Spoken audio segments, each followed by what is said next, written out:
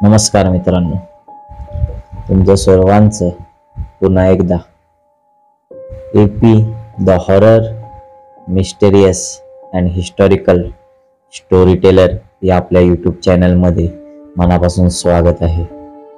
तर थंबनेलवरून तुम्हाला कळालंच असेल की आज आपण कोणत्या विषयावरती चर्चा करणार आहे, कोणत्या विषयाची स्टोरी टेलिंग करणार आहे, कोणत्या संदर्भानुसार आपण आजचा हा जो आपला व्हिडिओ आहे तो असणार आहे। तर मित्रांनो, जर तुम्हाला आपल्या स्टोरीज, आपल्या व्हिडिओज जर तुम्हाला आवडत असतील तर तुम्हा सर्वांना एक मनापासून विनंती आहे की आपल्या चॅनलला सबस्क्राईब करा व बेल आयकॉन दाबायला विसरू नका। आणि सर्वप्रथम आपल्या जर व्हिडिओ तुम्हाला अत्यंत आवडत असतील तर आपल्या व्हिडिओला लाईक करा, शेअर करा आणि जास्तीत जास्त लोकांपर्यंत शेअर करा, ज्यामुळे आपल्याला थोडंफार प्रोत्साहन मिळेल आणि कमेंटद्वारे आपल्या प्रतिक्रियाही कळवा, ज्यामुळे नवनवीन व्हिडिओ बनवण्यासाठी आपल्याला एक मोटिवेशन मिळेल आणि त्या मोटिवेशननुसार आपण तुमच्यापर्यंत अनेक वेगवेगळ्या विषयांवरती आधारित अशा व्हिडिओ घेऊन येऊ। तर मित्रांनो, आजचा जो आपला व्हिडिओ असणार आहे हा वशीकरण या टॉपिकवर आधारित असणार आहे। वशीकरण म्हणजे तुम्हाला सर्वांना माहीतच असेल, हा जो एक भाग आहे, जो ह्या तंत्रविद्येमधला एक भाग आहे की वश करणं आणि एखाद्यावरती वश करून आपल्या मनाला ज्या गोष्टी पाहिजेत त्यानुसार त्याच्याकडून त्या करून घेणं, ह्याला वशीकरण म्हणतात। ह्याला एक सायंटिफिकली बोलायचं झालं तर हिप्नॉटिझम सुद्धा म्हणतात। हिप्नोटाईज केलं जातं आणि त्यानुसार आपल्याला जे हवं ते त्याच्याकडून करून घेतलं जातं। यावरती एक कदाचित आता एक 10-15 दिवसांमध्ये एक मूवी सुद्धा आलेला आहे। काय बरं त्या मूवीचं नाव? शैतान। हो, शैतान हा मूवी जर तुम्ही पाहिला नसेल तर बघून घ्या। तुम्हाला वशीकरणाची जी लेवल असते आणि त्यानुसार काही काही करून घेता येऊ शकतं, हे सर्व काही त्या एक मूवीमध्ये दाखवलेलं आहे। आपण काय त्या मूवीचं प्रमोशन करत नाही, पण मी सुद्धा बघितलेलं आहे। त्याच्यामध्ये एक डिटेलिंग दिलेलं आहे की कशा प्रकारे एखाद्या व्यक्तीला वश केलं जातं आणि त्यानुसार आपल्याला जे हवं ते प्रकारे केलं जातं। सायंटिफिकली म्हणायचं झालं त्याला हिप्नॉटिझम सुद्धा म्हटलं जातं। तर आता तुमच्यावरती आहे की तुम्ही त्या ह्याला काय म्हणायचं, की चमत्कार म्हणायचा का सायंटिफिक दृष्ट्या हिप्नॉटिझम म्हणायचं, हे सगळं तुमच्यावरती अवलंबून आहे। तर मित्रांनो, आपल्या ह्या व्हिडिओला सुरुवात करण्याआधी तुम्हा सर्वांना एक विनंती आहे कळकळीची की तुमच्याकडे सुद्धा अशाच प्रकारच्या जर हॉरर, मिस्टेरियस आणि हिस्टॉरिकल व्हिडिओ जर तुमच्याकडे असतील, म्हणजे अशा स्टोरीज जर तुमच्याकडे असतील, तुमच्यासोबत घडलेले अनुभव असतील, तर ते तुमचे अनुभव आपल्यापर्यंत शेअर करा। कारण तुमचे जे अनुभव आहेत ते आपण आपल्या यूट्यूब चॅनलवरती माझ्या व्हॉईसमध्ये, माझ्या मेथडनुसार मी मांडण्याचा प्रयत्न करेल आणि तुमच्या स्टोरीज ह्या जास्तीत जास्त लोकांपर्यंत पोहोचवण्याचा सुद्धा आपण प्रयत्न करू। तर आजच्या व्हिडिओला सुरुवात करण्याआधी इंट्रोवरती जाऊया। तर मित्रांनो, आजची जी स्टोरी आहे ही भांडूपमधल्या अर्णव नावाच्या एका मुलासोबत घडलेली आहे। त्याने आपल्यासोबत ही गोष्ट शेअर केलेली आहे की कशा प्रकारे त्याच्यासोबत हा संपूर्ण प्रकार घडला आणि कशा प्रकारे तो एका व्यक्तीच्या पूर्णपणे वशीकरणामध्ये अडकला होता। म्हणजे तो व्यक्ती त्याच्या मनानुसार त्याच्याकडून सर्व काही गोष्टी अर्णवकडून करून घेत होता आणि नंतर कशा प्रकारे ह्या सगळ्या गोष्टींमधून तो बाहेर पडला, याची स्टोरी त्याने आज आपल्यासोबत शेअर केलेली आहे। तर ती स्टोरी आपण तुमच्यासमोर ठेवणार आहोत। तर मित्रांनो, अर्णव हा दादरमध्ये कामाला जात होता। जॉबसाठी तो दादरला असायचा। रोजचा त्याचा रुटीन होता चालू की सकाळी उठायचं, तयारी वगैरे करायची आणि जॉबला निघून जायचं। संध्याकाळी 7-8 वाजता जॉबवरून रिटर्न यायचा, असा त्याचा एक दिनक्रम चालू असायचा डेलीचा। दादरला कामाला असल्यामुळे कधी कधी त्याला लेटही व्हायचा, पण जास्तीत जास्त 9-9:30 वाजेपर्यंत तो रिटर्न येऊन जायचा। पण एक दिवस कामाचा लोड असल्यामुळे आणि मार्च एंडिंग चालू असल्यामुळे अर्णवला जरा ऑफिसमध्ये जास्त काम लागलं आणि त्या कामामुळे त्याला संध्याकाळचे 9:30 ते 10 ऑफिसमध्येच वाजले. ऑफिसमध्येच तो 9:30 ते 10 वाजेपर्यंत होता. त्याच्यानंतर सुटल्यानंतर एक 10:30 ते 10:45ची ट्रेन पकडून तो भांडूप स्टेशनला उतरला. भांडूप स्टेशनला उतरल्यानंतर घराच्या दिशेने चालत होता, म्हणजे घराच्या दिशेने निघाला. घराच्या दिशेने जात असताना एक व्यक्ती त्याला असं म्हणजे एकदम वेगळ्या एक्सप्रेशनमध्ये, वेगळ्या इंटेन्शनने त्याच्याकडे बघताना त्याला दिसला. थोडंफार त्याला भीतीसुद्धा वाटली, पण एक पॉझिटिव्हिटी त्याच्याकडे होती. म्हणजे त्याला जास्त त्यांनी त्या व्यक्तीकडे काही लक्ष केंद्रित केलं नाही आणि तो त्या व्यक्तीला इग्नोर करून घराच्या दिशेने निघाला. घराच्या दिशेने जात असताना त्या व्यक्तीने त्याला आवाज दिला, अरे अर्णव. अर्णव म्हणून आवाज दिल्यावरती जरा अर्णव दचकला की मी ह्या व्यक्तीला ओळखत नाही, ह्या व्यक्तीचा आणि माझा कधी संबंध सुद्धा आलेला नाहीये आणि ह्या व्यक्तीला माझं नाव कसं कळालं. त्यामुळे अर्णव थांबला की कोणीतरी ओळखीचा असावा कदाचित, म्हणून अर्णव त्याच्याजवळ गेला. आणि त्याला विचारलं की कोण काका तुम्ही, मी तुम्हाला कधी इथून मागे पाहिलेलं नाही, मी तुम्हाला ओळखतही नाही, तुम्हाला माझं नाव कसं माहीत. तर त्या व्यक्तीने असाच एक लांबचा संदर्भ, लांबचं नातं सांगितलं की मी असा तुझ्या रिलेटिव्हचा आहे म्हणून, तर आपलं हे रिलेशन आहे. अर्णवनेही विचार केला की आपली एक सवय असते की एखाद्याने आपल्याला सांगितलं की त्या काही जणांना गोष्टी पटतात, आणि तशाच प्रकारे अर्णवलाही ती गोष्ट पटली की हो असेल कदाचित, मी ओळखत नसेल, पण घरातल्यांची वगैरे नावं सांगितल्यामुळे अर्णवला एक विश्वास पटला की हा आपल्या कोणतरी रिलेटिव्ह असेल, लांबचा असेल, लहानपणी वगैरे बघितला असेल मी, त्यामुळे मला आठवत नसेल. आणि ते दोघं निघाले. तर तो म्हटला माझं इथेच जवळपासच काम आहे, इथे मी जाणार आहे मित्राच्या घरी, तर चल आपण सोबत जाऊ. तर अर्णव सोबत तो व्यक्ती चालत होता. चालत असताना त्या व्यक्तीने खिशातून 2 चॉकलेट काढल्या आणि एक चॉकलेट अर्णवला दिली. आता ओळखीचा आहे म्हटल्यावरती अर्णवने ती चॉकलेट घेतली, चॉकलेट खोलली, खाल्ली वगैरे, सर्व काही व्यवस्थित चालू होतं. आता इथून पुढे गेल्या अर्णव घरी निघून गेला. तो व्यक्तीही त्याच्या घरी, तो जिथे जायचं होतं त्या मार्गाला निघून गेला. आता अर्णव घरी गेल्यानंतर अर्णवच्या जरा वागणुकीमध्ये चेंजेस यायला लागले की त्याची आई त्याला आवाज देते तर त्याचं पूर्णपणे लक्ष सुद्धा नाही आईकडे. जेवायला वाढलं, जेवणही त्याने कमी केलं. पुन्हा अनेक गोष्टी अशा घडत होत्या की बोलतात ना की स्टेबल गोष्टी काही नव्हत्या, एकदम वेगवेगळ्या, ज्या कधीही त्याच्या घरच्यांनी अनुभवल्या नव्हत्या किंवा त्याच्या घरच्यांनी अर्णवला कधी असा वागताना बघितला नव्हता. त्या प्रकारच्या गोष्टी त्यांच्या घरामध्ये घडत होत्या. घरच्यांनाही जरा वाटलं की काहीतरी प्रॉब्लेम आहे की ज्यामुळे हा असा वागायला सुरुवात झालेला आहे. तर त्याचे घरचे काहीतरी पण एवढं मनावरती घेत नाहीत की असेल काहीतरी प्रॉब्लेम, ऑफिसमध्ये काहीतरी प्रॉब्लेम झाला असेल म्हणून.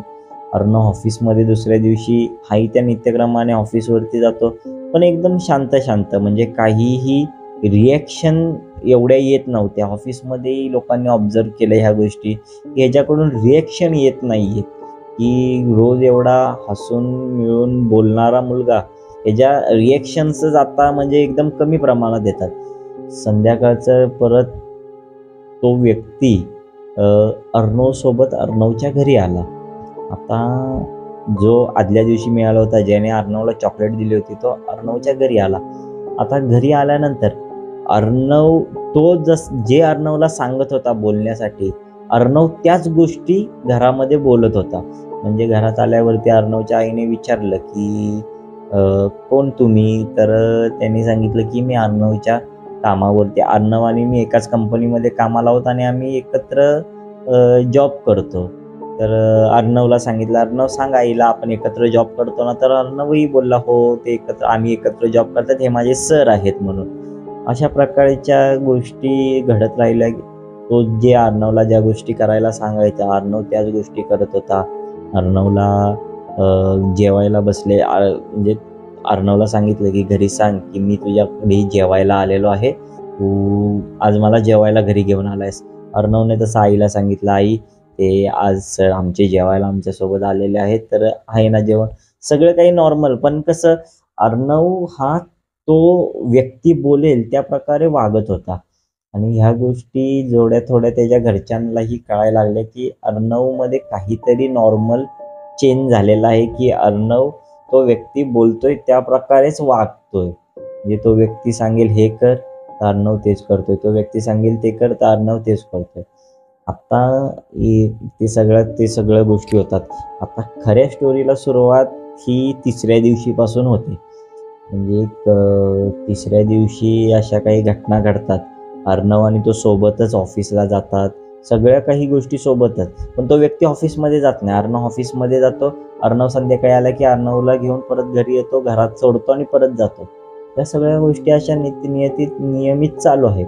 3-4 दिवसांनी अर्णवच्या ऑफिसमधून अर्णवच्या घरी फोन येतो की अर्णवचा फोन लागत नाहीये. अर्णवला काय झालंय, 3-4 दिवस झाले तो ऑफिसलाच आलेला नाहीये.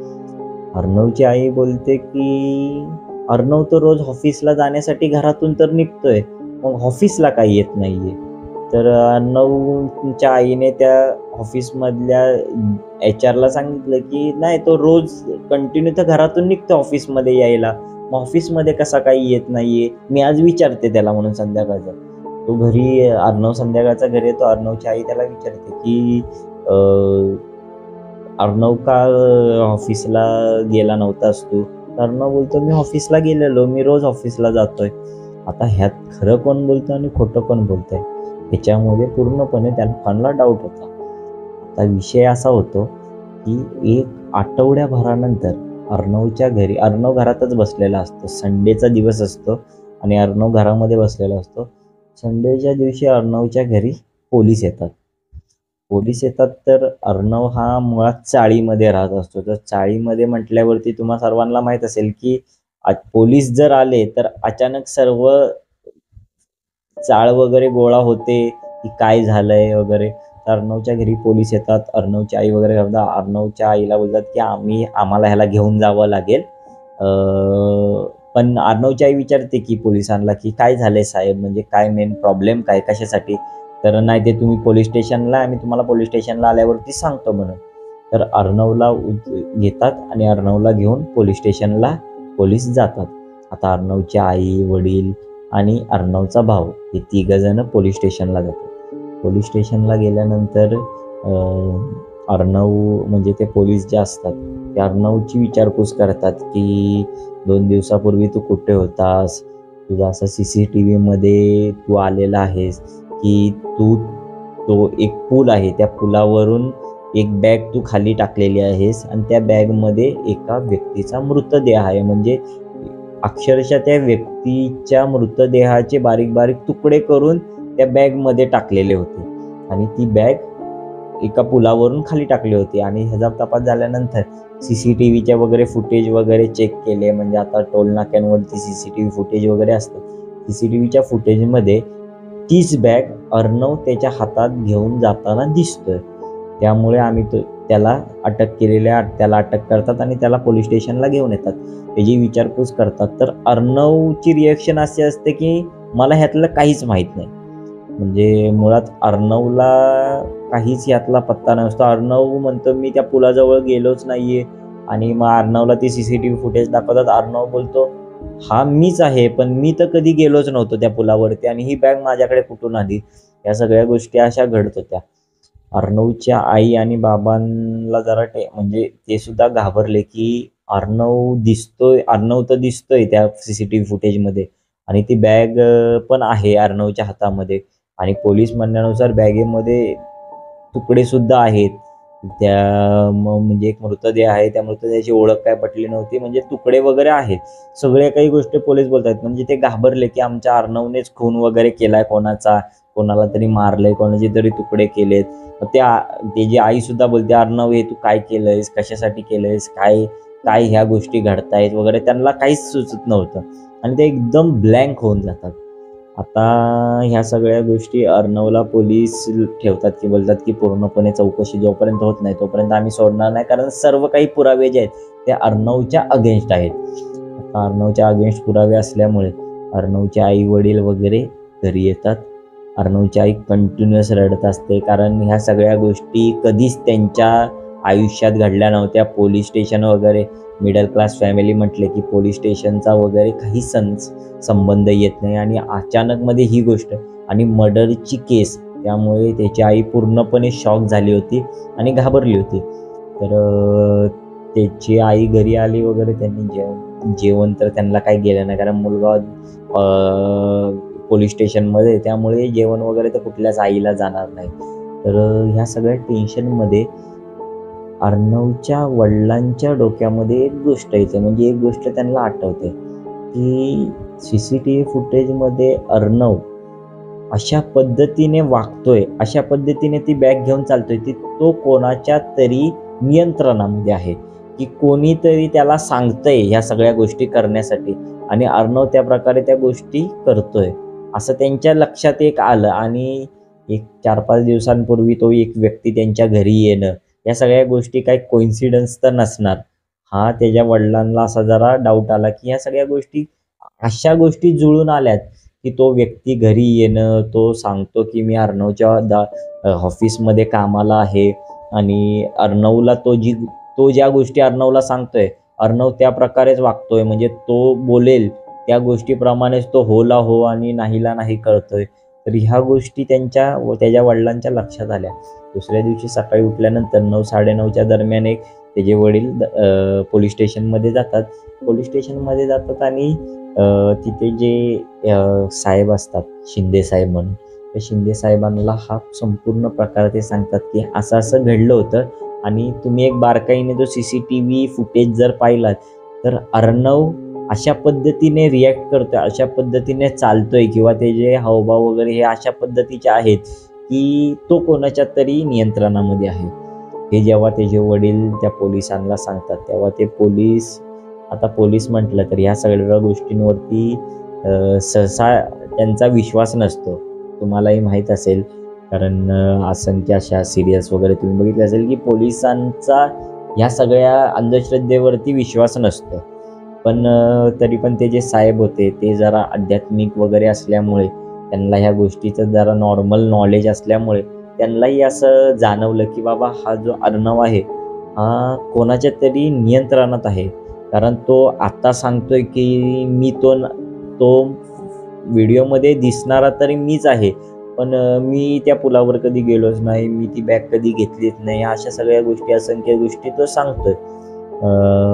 तर नॉर्मल त्यांना अशी डाऊट यायला लागला की 100% हा कुठल्या तरी ह्याच्यामध्ये. मग त्यांनी त्याच्या वडिलांची विचारपूस केली की कोण व्यक्ती होता, कुठला होता, काय होतं.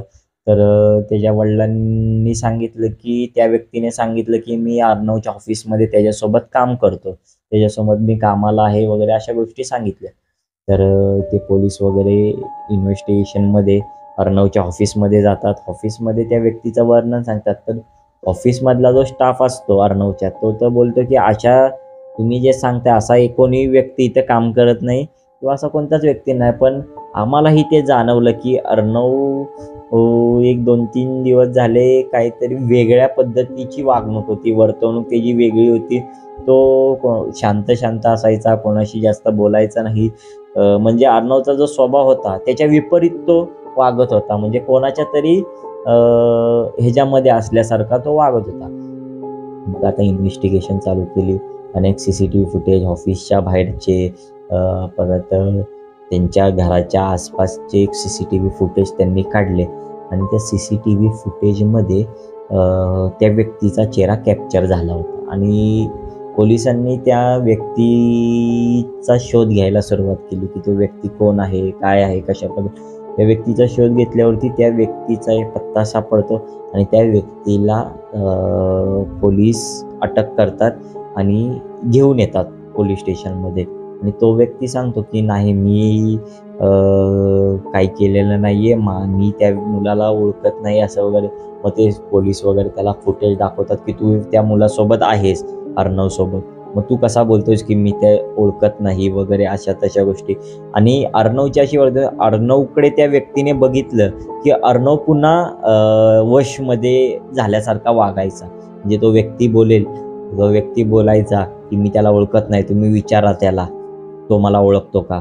तर त्या अर्णवला विचारलं तर अर्णव बोलायचा की मी ह्या व्यक्तीला ओळखत नाही. पण अर्णवचे आई वडील बोलायचे की हा अर्णव सोबत हाच व्यक्ती घरी आला होता आणि यांनी आम्हाला सांगितलं की अर्णवच्या ऑफिसमध्ये मी कामाला आहे, त्याच्यासोबत मी काम करतो म्हणून. तर नॉर्मल जरा पोलिसांना डाऊट वगैरे आला. मग पोलिसांनी त्यांच्या पद्धतीने इन्व्हेस्टिगेशन सुरू केलं.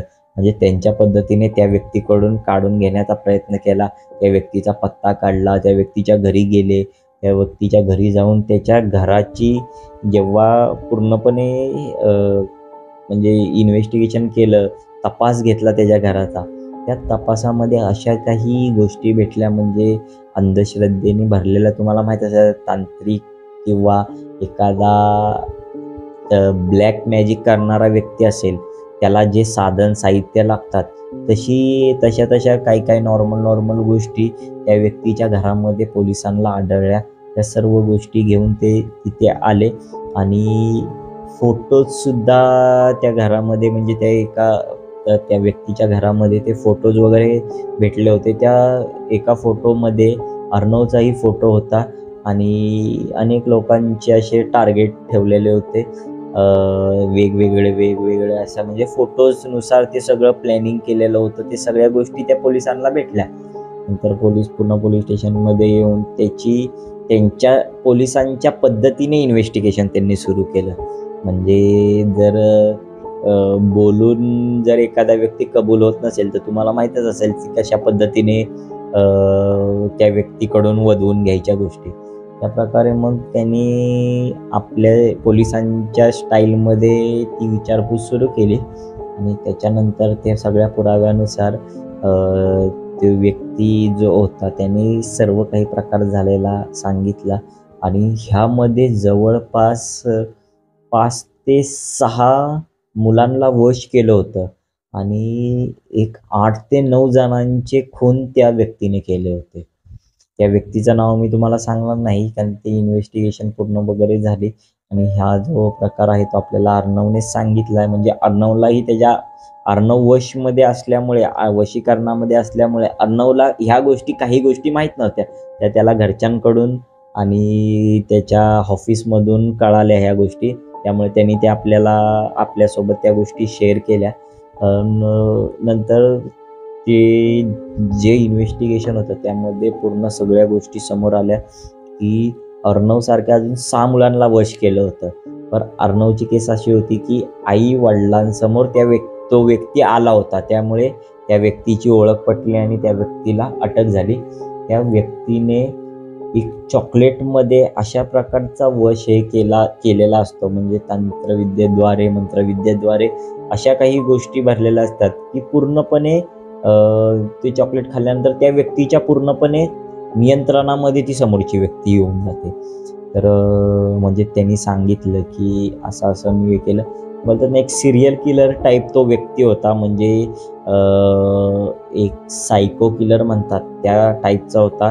म्हणजे तो जेव्हा हा सगळा प्रकार पोलिसांना सांगत होता त्यावेळीही तो हसत या सगळ्या गोष्टी सांगत होता. म्हणजे त्याला हे सगळं करायला खूप मजा आलेली आहे आणि त्याला अटक झाली ह्याचाही त्याला अजिबात म्हणजे असं गिल्ट नव्हता की मला अटक झाले, मला पुढं काय होईल, अजिबात कुठल्याही गोष्टीचा गिल्ट नव्हता. त्यामुळे ह्या सगळ्या गोष्टी ज्या असतात या सर्व गोष्टींपासून तुम्ही सतर्क राहा. म्हणजे कोणी तुम्हाला काही देतो, काही पूर्णपणे जोपर्यंत ओळख पटत नाही तोपर्यंत कुठल्याही व्यक्तीकडून एखादी गोष्ट घेऊ नका, तिचं सेवन तुम्ही करू नका. कारण अशा काही गोष्टी तुमच्या पण आयुष्यामध्ये येतील आणि ज्याचा प्रभाव तुमच्यावरती अशा पद्धतीमध्ये होईल. आता अर्णवने काहीच केलं नव्हतं पण तरीही त्याला ह्या सगळ्या गोष्टींचा त्रास मिळाला. जर अर्णवच्या आईने जर अर्णवच्या वडिलांचं माइंड जर त्या पद्धतीने चाललं नसतं, त्यांनी जर ते सांगितलं नसतं तर पूर्ण गुन्हा जो होता म्हणजे खुनाचे चार्जेस वगैरे जे होते ते पूर्णपणे अर्णववर लागले असते. कारण पूर्णपणे जे पुरावे जे होते ते अर्णवकडेच इशारा करत होते. पण त्याच्या वडिलांच्या त्या बुद्धीमुळे, त्या विचार करण्याच्या चांगल्या क्षमतेमुळे त्या व्यक्तीचा शोध लागू शकला आणि त्या व्यक्तीला अटक झाली. तर तुम्हाला एक विनंती आहे की कोणीही तुम्हाला काही खायला देईल, काही ह्या गोष्टींपासून जरा सावध राहा. कारण कितीही आपण म्हणत असलो की ब्लॅक मॅजिक वगैरे या सर्व गोष्टी नसतात, पण काही प्रमाणात ह्या गोष्टींचा अभाव असतो. या गोष्टी आपल्यावरती हावी होऊ शकतात. पण कसं असतं, जिथे चांगलं आहे तिथे वाईट आहे, जिथे देव आहे तिथे राक्षस सुद्धा आहे, जिथे सुख आहे दुःख आहे. म्हणजे प्रत्येक गोष्ट ही अपोजिट असते. एखादी चांगली आहे तर त्याच्या अपोजिट वाईट सुद्धा गोष्ट असते. जर तुमच्याकडे चांगला पैसा आहे तर तुमच्याकडे वाईट पैसाही येऊ शकतो. काळं धन सुद्धा असतं, चांगलं धन वा काळं धन. या सर्व गोष्टी आपण जरी म्हणत असलो की नसतात, पण ह्या गोष्टींचा एक्झिस्टन्स थोड्या का प्रमाणात तरी असतो. तर थोडा सतर्क राहावा, अशा गोष्टींपासून 4 हात लांब राहावा. आणि जरी अशा काही गोष्टी तुमच्या सानिध्यात आल्या तरी पण विचारपूर्वक त्या गोष्टींचं सेवन करा. कारण ह्या गोष्टी तुम्हाला किंवा तुमच्या परिवाराला त्रासदायक होऊ शकतात. आणि त्याचाही सांगण्याचा हाच हेतू होता की जे माझ्यासोबत घडलं, मी पूर्णपणे फसलो होतो, ते इतरांसोबत कोणासोबत घडू नयेत एवढीच माझी इच्छा आहे. त्यामुळे त्यांनी ही गोष्ट आपल्यासोबत शेअर केली आणि आपल्या यूट्यूब चॅनलच्या माध्यमातून ही तुमच्यापर्यंत पोहोचवण्याची त्याची इच्छा होती. ती इच्छा आपण आपल्या व्हिडिओद्वारे पूर्ण केली. तुमच्यासोबतही अशा काही गोष्टी, पॅरानॉर्मल गोष्टी असू द्या, ब्लॅक मॅजिकला अनुसरून काही गोष्टी असू द्या, काही एनिथिंग तुमच्यासोबत घडलं असेल, जे ॲबनॉर्मल असेल, जे काहीतरी वेगळं असेल, तर आमच्यासोबत शेअर करा आणि त्या आमच्या यूट्यूब चॅनलवरती पब्लिश करण्याचा पूर्णपूर प्रयत्न करू. आणि पुन्हा एकदा एक विनंती की चॅनलला सबस्क्राईब नक्की करा, बेल आयकॉन दाबा. व्हिडिओ आवडले असेल तर लाईक, शेअर आणि सबस्क्राईब करा. आणि असाच तुमचा सपोर्ट सदैव आमच्यासोबत असू दे. धन्यवाद.